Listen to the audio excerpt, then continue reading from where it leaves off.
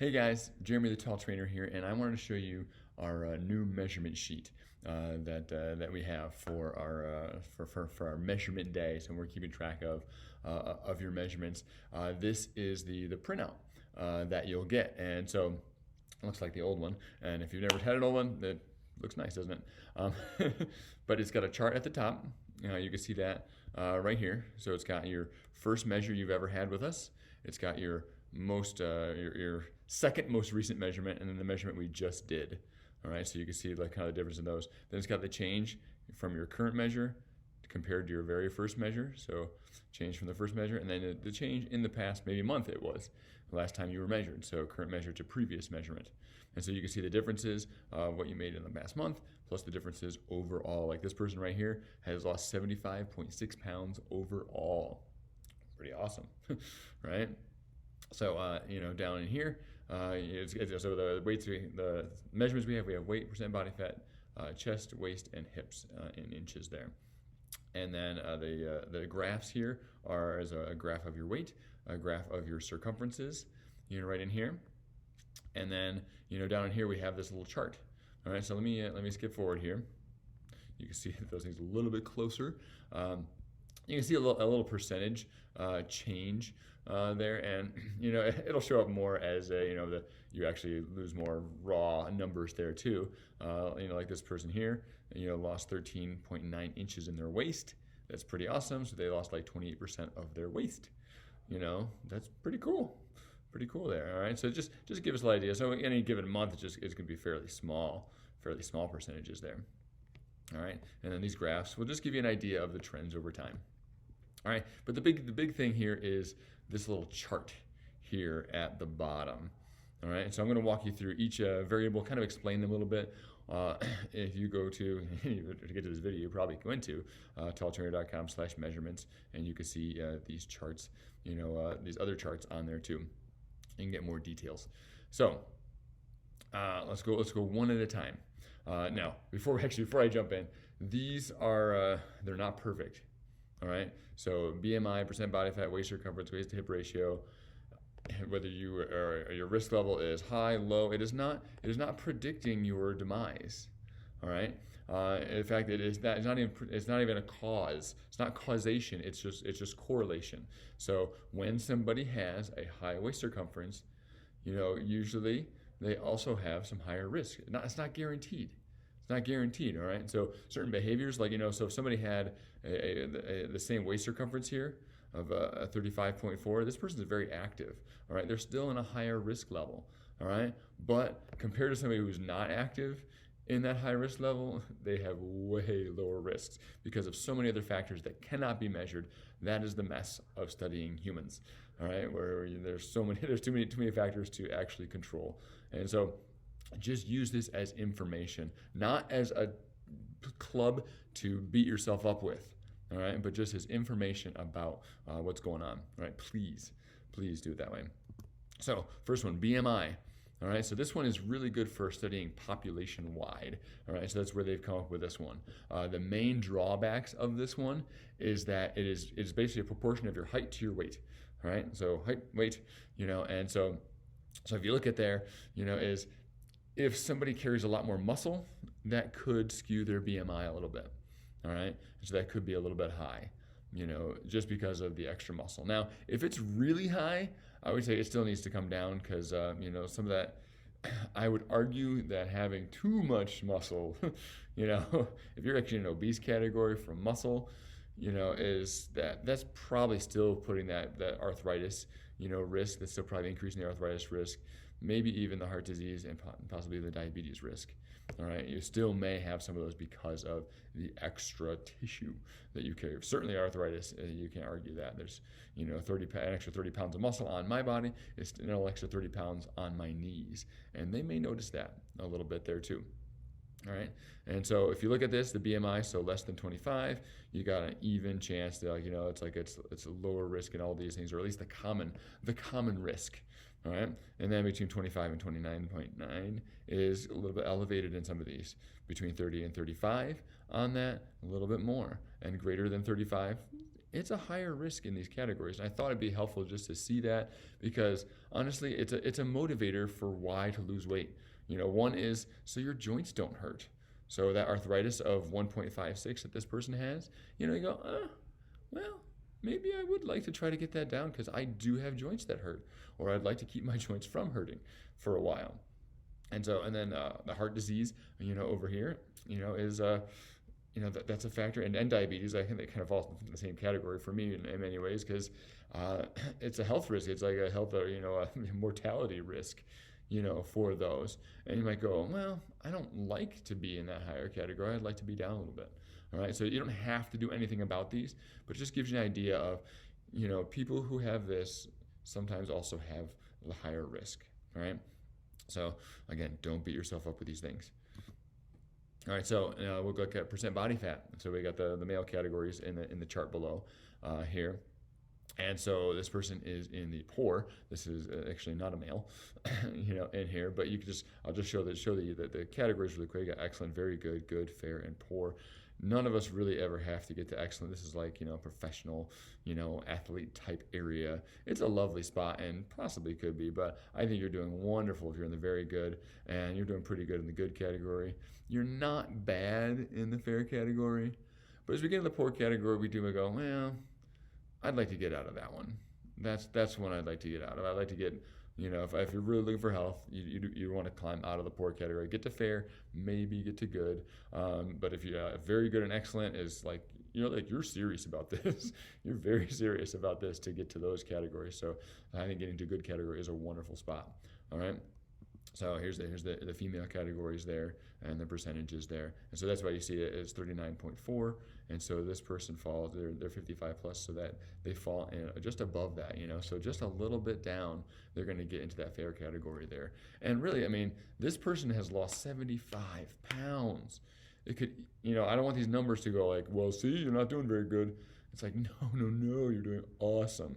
But the reality is you're still in a slightly higher risk category. And so that's worth working on still.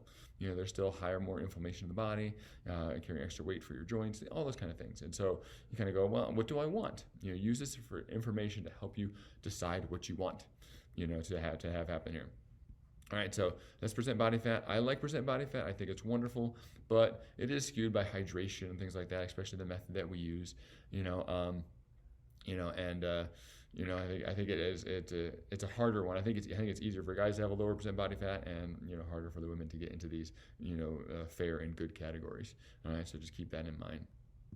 All right, so the next one, waist circumference. All right, so how big around is your waist? All right, so they got different categories for this as well, and so. We have women at 27.5 inches are very low risk. That's incredibly low. 31.5 inches, man, is very low. Very low. I'm not even sure I'm in that category. I'm certainly not all the time. Kind of might be just a little bit above. But the low risk category is a wonderful place, and you got a range there, right? So that's 28.5 to 35.0. That's a decent range to get to the low risk, So that's quite doable, there. For men, it's 31 to 39. For women, we're looking at 35.5 to 43 is high risk. I don't need to read them. You don't have to read a chart. But the idea here is this is pretty helpful, except when you start talking. Okay, so I'm 6'3", and let's talk about me and Shaquille O'Neal. All right. So if me and Shaquille O'Neal are looking at our waist circumference. Well, he's like an entire foot taller than me, all right? He should have a bigger waist than mine, because he's a foot taller. That just should happen, all right? So he is going to rank worse on this one. And so I think very, very tall individuals, this is going to come out, more poorly for them. All right, and so you won't show up as nicely on that. If you're short, I think you'll do just fine on these categories. It won't be so bad. You should be able to rank fairly well. But the tall, take that into consideration. So what I like a little bit better, so the other one that we have is the waist to hip ratio. All right, and so this is a proportion of your waist to your hips, and ideally your waist is smaller than your hips. All right. And so by a certain proportion, that makes you wonderfully healthy. So men, it doesn't have to be that much different. We don't have that hourglass shape as much, but we still should have a little bit of that. The waist should be smaller. And for a lot of guys, we carry a lot of our weight in the midsection. And so you want to try to see if you can get to the category of being even, as they're both the same, or just a little bit below will get you in moderate to low risk. Whereas the women, you need to be a little bit more different than that, so that the hips are supposed to be bigger, right? So many women complain about their hips. They're supposed to be bigger, than the waist. There should be a more of a difference there. So if you're carrying more abdominal fat, that does put you in a higher risk. So it's really about abdominal fat. For me, I think waist to hip ratio may be my favorite, out of this. The one reason I like this one better than a waist circumference is because Shaquille O'Neal and I would both do okay on this.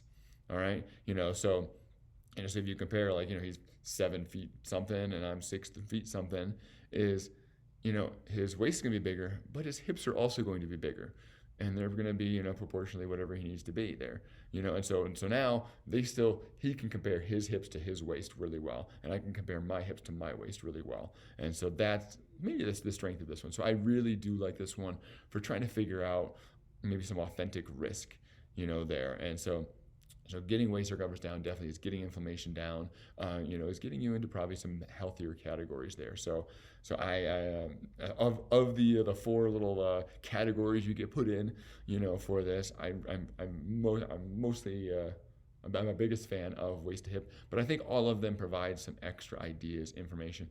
And what I really like about this new program is that each of these provides a new goal. All right, so if we look at waist circumference, I think this person was only 0.4 away from the lower category. So you go, oh man, this month I'm going to try to get that 0.4 gone. I'm going to go after that. That'll be awesome. Maybe the waist to hip ratio is, as part of that. So I'm going to go, if I drop there, maybe I'll get that category. Percent body fat can be part of a goal. BMI, so losing weight and dropping below, can be a goal. And so it just gives us many little categories. We have lots of micro goals because of just having this extra information. So we'll have the charts, available, so you can kind of look at where the norms are and things like that. And I think I'm going to try to post them below the video. So all the different charts, the waist to hip, waist circumference, percent body fat, BMI, all set up there. So you can just kind of go, because it's nice to know where you are, but it kind of goes, where's the next level? If I'm still a little high, where's that next spot that I can get to? All right, so there is the new printout. There's the categories.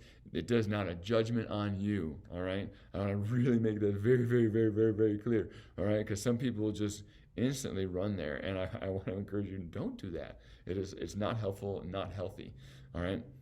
And so what you need to go is information to just help you make your decisions, all right? And so you go, okay, do I want to do something about that? Maybe I do, all right, cool. Let's do that. Let's work on that. All right. If you've got questions about these numbers, if they're hitting you hard, if whatever you've got going on, you want to help and work on these, ideas on how to fix, and change and adjust and manipulate, these numbers, ask us. All right. A lot of this stuff is going to be very individual. So if you've got something you want to chat with us about, just send us a message through the internet, through the phone, and we will we'll talk with you, and I'm really excited about this. I hope you guys find great value in this, because I think it really I want as many of you guys in as much of the lower risk categories as possible. All right, and so I got into exercise because I wanted to help people get healthier, and so this is a great way for us to go, are we getting any healthier? Are we dropping some risk categories? Because it's not you're guaranteed to get sick if you're in a higher risk category. It's not that, but you're more likely to be healthy in these lower categories. So it'd be a fun thing. It'd be a fun thing to work on. So I'm excited. I would like hopefully it provides good motivation for you, and we keep it rocking. So questions, call us, send us a message. Other than that, have fun, be safe. God bless.